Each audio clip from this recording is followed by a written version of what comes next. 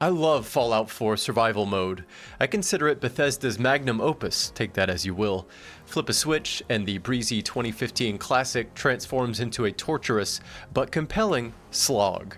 Your carry capacity comes to define you. Companionship will be sought just for the extra firepower. Difficult travel will be set aside until the night whittles down your enemy's field of view. Combat will reward you in inches while risking miles.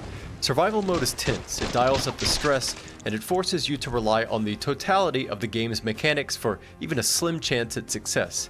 1, 2... As one does to creation engine games, adding the right mods can tastefully elevate the suppression. There's a couple of mods I find to be hard requirements for the flavor of experience that I'm showing in this video. I'll list them in the description for those that are curious, but if you're not, if you don't care, just know that the goal here is to thicken the weather and darken the world over the base game. We want to make things more threatening. We want to ratchet the game one notch away from story mode, fun time role-playing game, and one notch closer towards terror. Oh, sorry. You know what, let's get out of here. In doing so, we find we don't detract from the Bethesda essences that make Fallout 4 so good, and if anything, we further intensify them.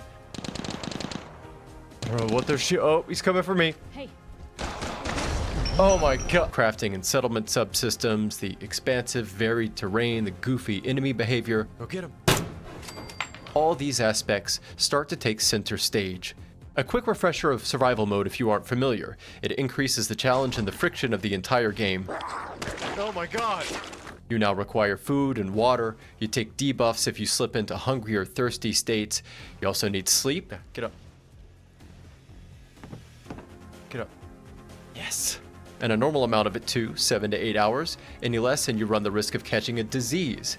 Now what are diseases? They're debuffs, but awful and lingering. Oh my god. Look how fucked up I am. Fatigue, parasites, insomnia, lethargy, weary, and parched. No wonder I was having such a hard time.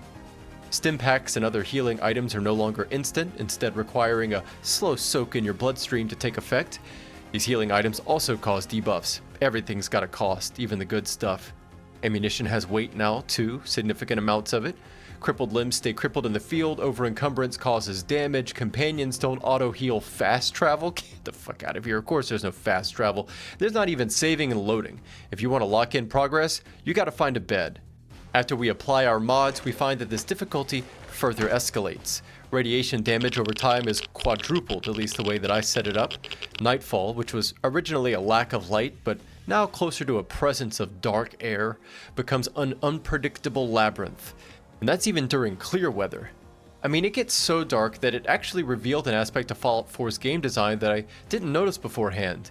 It's lantern placement. Lanterns are used to indicate interesting locations to the player, and I didn't really notice or pay much attention to this in vanilla Fallout, but in this modified form, they radiate brilliantly into the dark Bostonian night. You can often see multiple of them dotted about, giving you little micro points of interest to visit during your journey. Rad storms were never fun, but now they back up their threatening sounds with serious damage, forcing you to run for nearby shelter. Even regular old rainstorms add a layer of challenge, dropping your visual range down to just a few tens of feet. When fog rolls in, everything turns into a blurry mess, you can't see anything, and spatial audio suddenly becomes a very significant navigational aid. If you want to cover ground, you'll need to prepare or take specific routes. Just wandering out into the open field is a surefire way to get yourself killed. Oh my god! Methodical movement, proper loadouts, and quick reflexes is the only way you will succeed.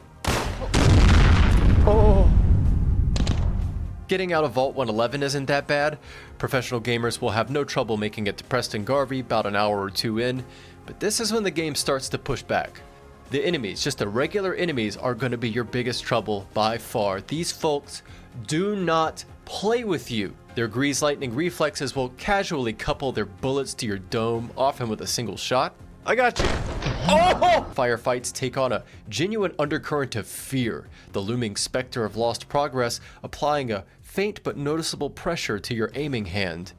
In vanilla Fallout 4, I have weapons that I loved, but in survival, I have weapons that will echo forwards in my memories for years. I will never forget some of these guns, because when you travel overland for a real-world hour just to use a weapons workbench to change a few pieces on your Assassin 10mm, you get slightly more than attached. And this is especially true when considering some of those trips to the workbench ended at a group of raiders. I'm gonna linger for a moment on the nighttime. It's so good. Contrast between objects starts to fade away, and the darkness is close enough to you to nip at your heels. Sometimes you'll hear an enemy and have genuinely no idea where they are. You have a few options to deal with these visibility problems, of course. You can wait until daytime, but that's for losers. You can also rely on your flashlight, but as expected, we modded that to be dinky and shitty and almost worthless. That is, until you get into combat, and then you'll need it. Damn, Piper, my bad. In first person, the light's roughly centered, allowing you to dispatch enemies like us Americans greet knocks at our door.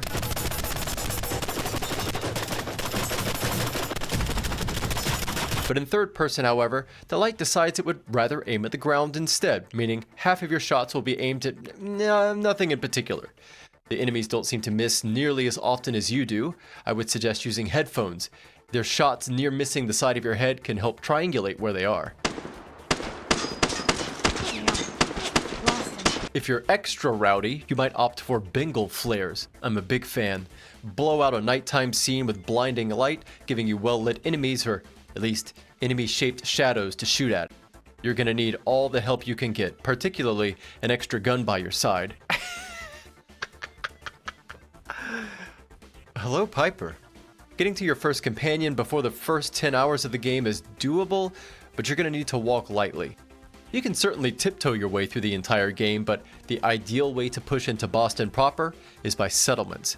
And admittedly, settlements are kinda take it or leave it in regular Fallout playthroughs, but if you play survival, they are truly oases amid the wasteland. They will provide you access to the resource replenishments you'll need to stay functioning for long-term periods of time, comfortable sleep, food, hydration, material and equipment stores, and so on. And that's not even to mention only being able to save by sleeping. You're going to risk losing hours of gameplay if you don't have settlements dotted about. As you move further southeast from 111, slowly building settlements along the way provides a sort of belay device to catch you when you slip and fall. Higher level overworld areas can get so dangerous that it's often safer just to build settlements with the explicit intent to focus your questing in those areas for a while. Now, bolstering these settlements to the extent that they can provide these real benefits to you will require a lot of materials looted from the highly dangerous environment. And in this way, survival mode, especially with mods, forces you to engage with the crafting and build systems more seriously. No longer will you be constructing settlements because you want to, you'll do it because you have to. Fallout becoming slightly more Fallouty. Admittedly, you can get air transport late in the game if you take the Brotherhood questline, but for the most part, you're going to be forced to walk from place to place. There's no shortcuts, there's no quick routes, you're walking. And this has a profound impact on the quest that you end up choosing, and indeed your entire approach to that character. As crossing the Commonwealth in these conditions is arduous, your chosen path becomes very carefully considered. You'll combine a cobweb of goals into a singular trip, you'll make runs loaded with materials just for the logistics benefit, and eventually you'll probably set up caravan routes just to ensure that you have Commonwealth-wide access to all your supplies at each of these settlements that you've built. Now granted, this style of Fallout 4 isn't for everyone. It's a dark Soulsian flavor for acclimated palates. I think the reason that I love it so much is because it demands an intimate and mechanical approach to this game. I prefer this type of play in my character action games, and it's deeply rewarded here, where your survivability benefits from low and slow movement and careful observation of your surroundings. But the mechanical angle, the way that it forces you to rely on all these gameplay systems, is equally compelling. Bethesda games are very buffet-like, very poo-poo platter in their nature. You're offered a plate and gestured forward. Take as you see fit. Opting for survival mode transforms this banquet into an exercise more akin to force feeding. You're required to engage with everything Fallout 4 has to offer just to survive. Settlements, crafting, weapon modifications, abuse of stealth mechanics, companions, the whole Creation Engine 9. All our favorites made essentially mandatory for a normal playthrough. If you've got a taste for punishment, if you don't mind spitting out a few broken teeth between saves, consider it next time you replay Fallout 4. I can't recommend it enough.